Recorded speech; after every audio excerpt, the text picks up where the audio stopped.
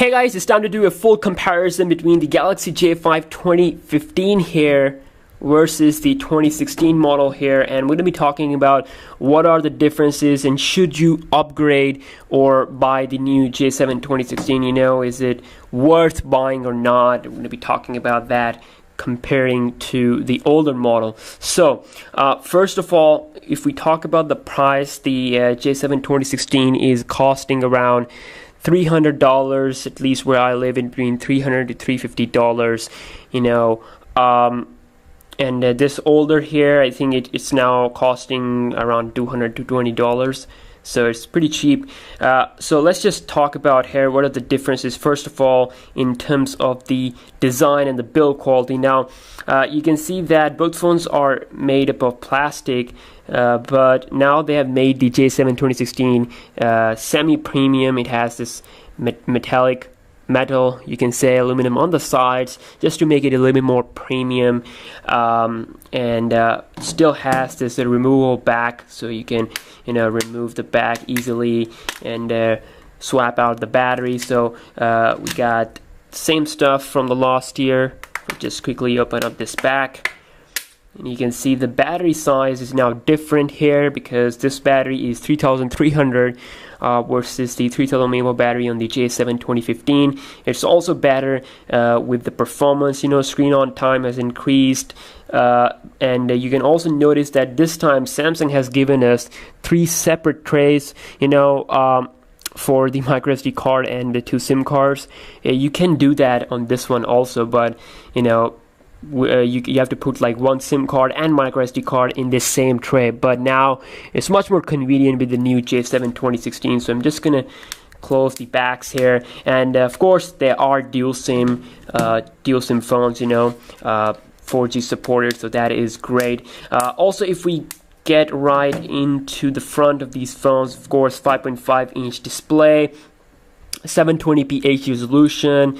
I believe there is a 1080p version in China, I don't know, but most probably everywhere there will be a 720p version.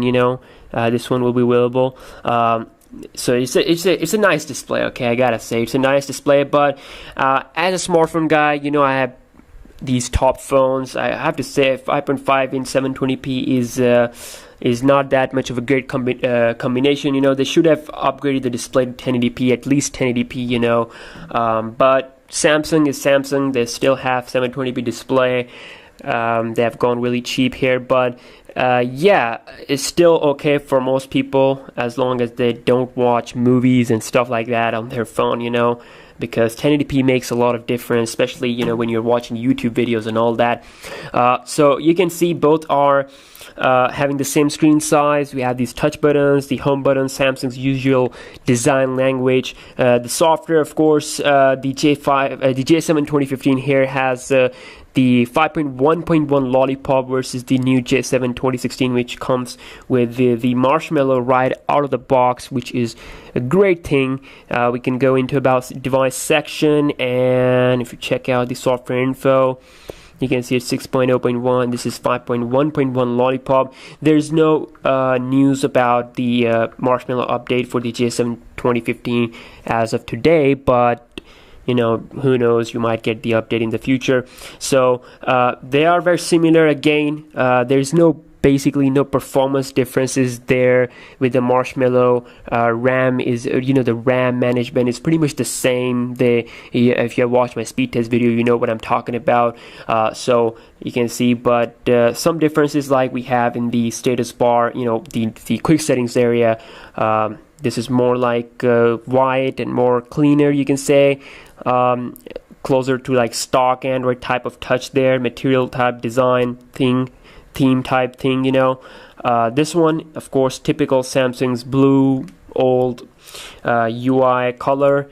And if we just check out here that both phones have theme engine, which is great. You can download a lot of free themes. So yeah, Samsung's UI, it's okay. Of course, you can install launchers if you want to, but you're not going to be noticing any differences software wise. There are no additional features in the software.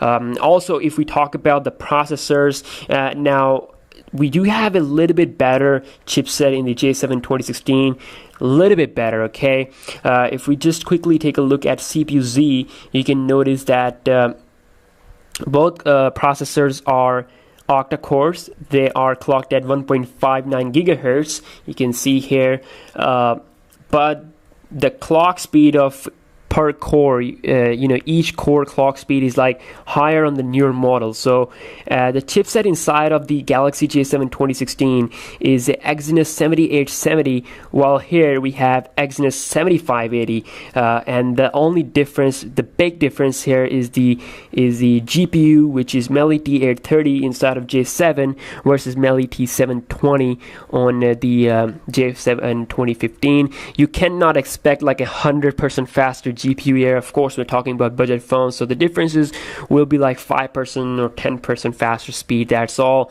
And I'll be doing a gaming test also. So you can see the base clock speed of the J7 2016 is at 546 megahertz, and it never goes down, less than the 546. Here, it's always 400. The base clock speed is 400, so they have done a little bit tweak to the 7580 and has this new GPU and named it 7870. So, but in general, speed wise, the J7 2016 is just slightly faster overall compared to the J7 2015. Next off, if we talk about the cameras in these bad boys, both are having 13 megapixel camera on the back with the LED flash and 4 speakers. So not that much of a change design on the back also. So on the front, you got 5 megapixel camera with LED flash, so pretty much the same stuff. Camera UI is also pretty same looking. You can see the modes here. The J7 2016 has this night mode, which is kind of a new addition there. Other than that, pretty much the same stuff. HDR, beauty face. We can take a look here at the other settings. If we check out the full settings here, you can see the video recording is up to full HD 1080p, and both have this quick launch feature where you can launch the camera by double pressing the home button. It's like basically there's no difference at all when it comes to the camera, the camera UI. But if we talk about the picture quality, the J7 2016 produces a little bit better pictures when it comes to colors. It's like more vibrant, and I have to say it's like a marketing trick by Samsung. You can capture photos like this on the J7 2015. You just have to do a little bit of editing with the built-in editor, and that's pretty much it. Basically, for the price, the J7 2016 is doing a great job giving you nice pictures the way you expect from a $300 phone. And also, front camera is 5 megapixel, which also can record the HD video up to full HD video actually, which is a great thing. So let's take a look at the videos.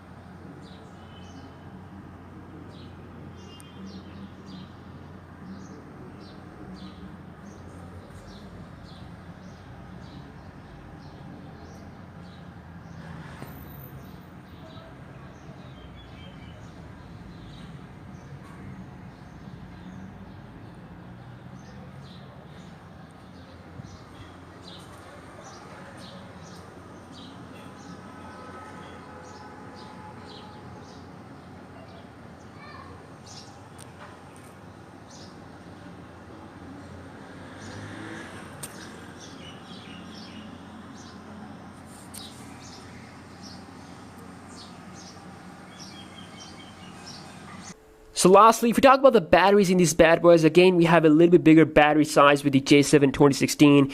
And will that make a big difference? No, not at all, because J7 2015 is great with the battery life. It's slightly better with the J7 2016. That's all I have to say. And you can still expect the phone to give you in between 5 to 6 hours of screen on time, just like the J7 2015. Yeah, that's pretty much it, guys. To just wrap up this whole video, if you're currently using J7 2015, it's definitely not worth upgrading to J7 2016. You're pretty much, you know, buying the same phone, just with this a little bit change in the design.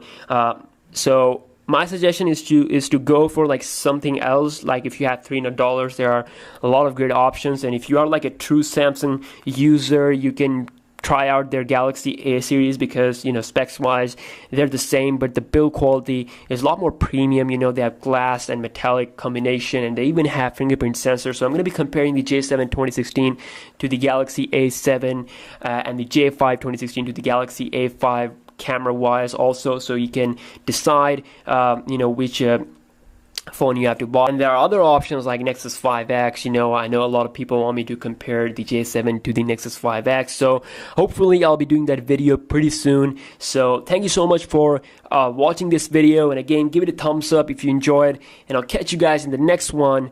Peace out.